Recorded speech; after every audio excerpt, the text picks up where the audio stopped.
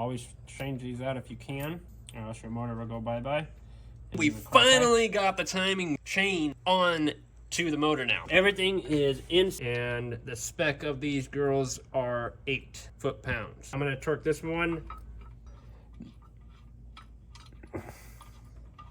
This is key weighted to the key that gets screwed back into the cam after you take.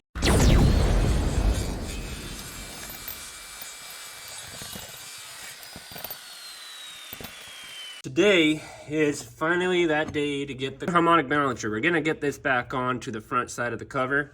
And as you guys may tell, that there is a hole on the bottom of this one, and it lines up with that hole right there, right underneath the shaft. And you can use one of your timing cover bolts to put it down into that hole. Just make sure that it's all the way fastened down, because you're gonna have to torque this to spec, which I'll give you the specs right down there will be the specs to how tight you're supposed to torque this to. And then we're gonna go ahead and show you the crank sensor, which is gonna counter my filmer over here. He's gonna have to hold the camera for that one, so I can at least explain this to you guys once I get the sensor all down in place. But we're gonna go ahead and get this in there for now. It's not as hot as it was yesterday, thank God, because I'll be already sweating right now. I'm not. We're gonna go ahead and do that, and we'll come right back and show you guys the next step. As you guys see, we got the crank shaft sensor right here. And then you're also going to put a little bit of Loctite, the blue one, not the red one. You want that only on the bolts. Don't just think that there's already Loctite on these. As you guys can tell, that is old Loctite. It's just gonna fall off like powder. What we're gonna do is we're gonna put this sensor in hand tight, obviously. We'll figure out how we're gonna plug that in still, because the plug is in the rear, which is gonna be a very difficult stance. Or it might be, it might not be, but I gotta find where the cord went. Now what we're gonna do is we're gonna buckle these down just enough to where you can still wiggle it around. Probably right about there.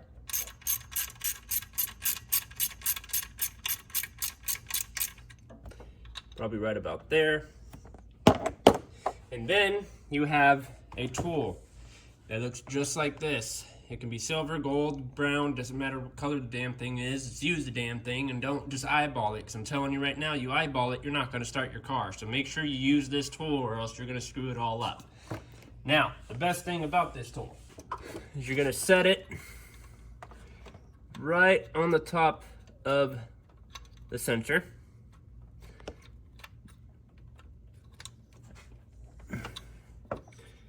So now you can see that it only hits one tooth. One tooth will only slide into the slot. So as you can tell, there's one tooth sliding into that slot that sits right here on the other side of that. Now what you're gonna wanna do with this tool is you're gonna push the tool as far up against to the sprocket as you can.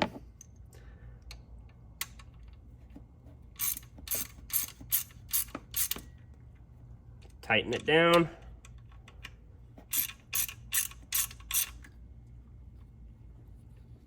Tighten it down. Now as long as your tool didn't move and it's close up to the sprocket, you can go ahead and remove it. So guys, we made a friend. He wanted to help out with the build, but you know what? We're gonna give him some water. He looks thirsty. He looks very, very thirsty. All right, y'all, we finally got all the pulleys back on.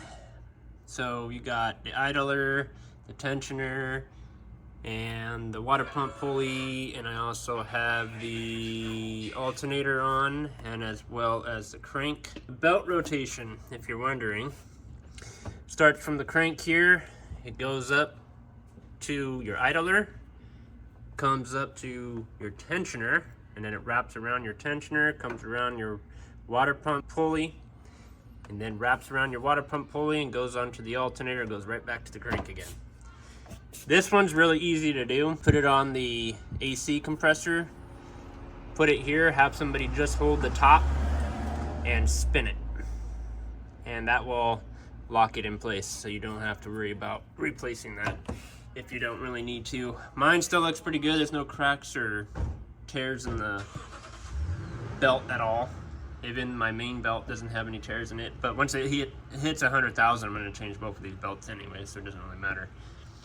But I went ahead and re-greased all of these. I'm going to go back down underneath pretty soon. I'm going to re-drain the pan, so that way if any coolant or oil got into it, it doesn't get contaminated. You know how bad it is when you contaminate oil.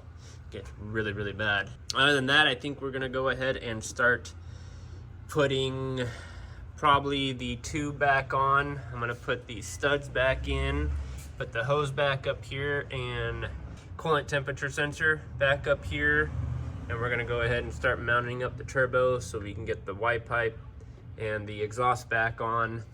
And then the last but not least would be the valve cover and the intake runners, and as well as the charge pipes, the coolant hoses, the coolant reservoir, the fan. And then this car's pretty much done. We got to take out the spark plugs out of the old head. It's been a fair challenge. Definitely was. You know, Definitely fun. I mean, I think it was pretty fun too.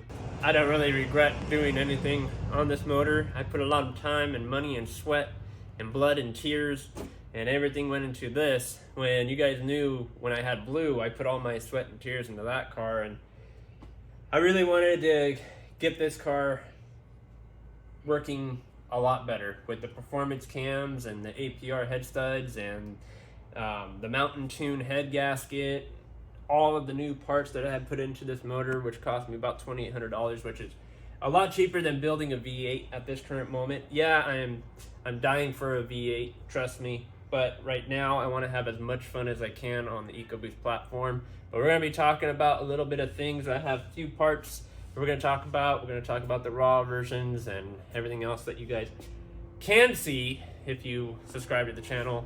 But other than that, we're going to go ahead and start putting the rest of this motor back together. All right, you all, so finally we got the boost controller on. And then I also got the coolant pipe on.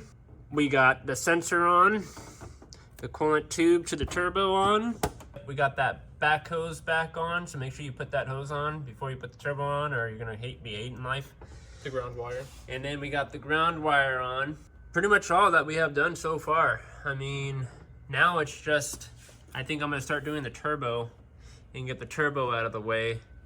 And then I gotta come back this way and start reassembling this whole entire front end. And then I'm gonna work my way over to the driver's side and get the intake done on that side, because of the fact that I really need to get that side done. It's brand new intake runners. And then the last but not least part, which is the whole valve cover. And I can start filling her up with oil and coolant, burping her, and then take her on a nice test drive and see how she does. All right, guys, so what we have finally gotten done is we put the coolant reservoir back on. We put the hoses that lead to it back on, the bottom hose, and then we also put the fan back in, plug the fan back in. Make sure you plug it back in, because if you don't do that, you're not going to have any fans, and you're going to wonder why your AC is not working right and your car is overheating. That can be a source as why your car is overheating. So if your car is overheating and you notice that you brand new coolant temp sensor, brand new thermostat, or whatever, check your fans. Other than that, we put the turbo in. Turbo's all in, the lines are in. Now with the lines, there's a certain way you have to put it in, but don't worry, I'll be linking a video down in the description down below. Now there's only a certain way for the coolant pipes, that's it.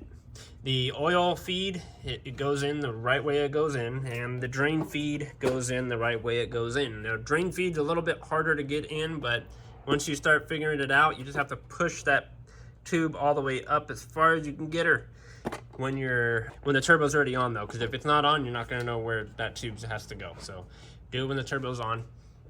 And we did the tube for the coolant. So that pretty much tells you that we're almost done building the EcoBoost. It's very, very, very close. We just got to finish up on this side first. This is how you should work, no matter what. Work your way on the turbo section first. Get it all done. Start working your way towards the front. get it all done, including the top. It counts as the front. So get the whole top side done, and then work your way on this section over here, because this one's actually the most important one, and that goes for your intake runners. And I'll show you exactly what the torque specs are for that and how to put it in. As well, if you have a catch can like mine, there's a certain way you have to route the hoses. If you're not aware of that, there's a dirty side, there's a clean side, and then there's one for the air box to get the flow of vacuum. And then pretty much that's it. I mean, it's an easy build, easy, very easy. I'm only saying that because I'm mechanically inclined and I know how everything goes and works, but you know, believe me, nobody is perfect. Even mechanics mess up, just like every other human. But if you take it slow and do it slow every time, you will not mess up. Don't go fast, go slow.